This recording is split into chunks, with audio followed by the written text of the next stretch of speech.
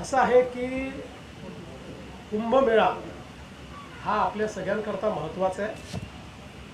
त्याच वेळी पर्यावरणही महत्त्वाचं आहे, झाडे महत्त्वाची आहेत. आणि मी असेल, शिंदेसाहेब असतील किंवा अजितदादा असतील, कोणाचंच हे मत नाही की अशा प्रकारची झाडं तोडली गेली पाहिजेत. मात्र याच्यामध्ये एक गोष्ट आपल्याला लक्षात घ्यावी लागेल. प्रयागराजचा कुंभमेळा ज्या ठिकाणी होतो तिथे 15,000 हेक्टर जागा आहे आणि आपला कुंभमेळा ज्या साधुग्रामला शक्कानुशक्क होतोय तिथे फक्त 300-350 एकर जागा आहे. 15,000 हेक्टर आणि 350 एकर. आणि ही जी काही झाडं आहेत, आपण जर 2015-2016चा गुगल मॅप बघितला त्यातलं कुठलंच झाड आपल्याला दिसत नाही. ज्यावेळेस महाराष्ट्र सरकारने 50 कोटी वृक्ष लागवडीचा कार्यक्रम घेतला त्या काळात नाशिक महानगरपालिकेने विचार करून ही झाडं लावली, कारण ती रिकामी जागा होती. 12 वर्षात आपण एकदाच ती वापरतो.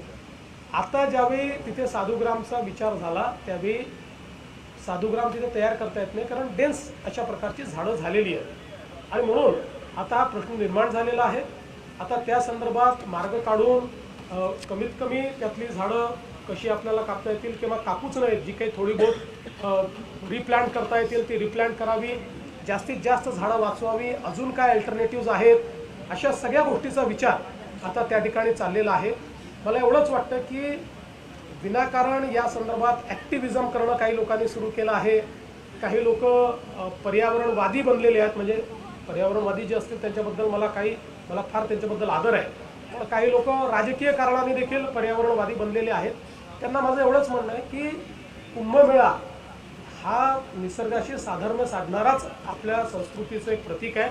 त्यामुळे यातनं आम्ही अशा प्रकारचा मार्ग काढू की ज्यातनं निश्चितपणे पर्यावरणाचाही ऱ्हास होणार नाही. पण काही लोकांना असं वाटतं आहे की कुंभमेळ्यात अडथळेच यावे, अशा लोकांना मात्र मी सांगतो की अडथळे आम्ही येऊ देणार नाही.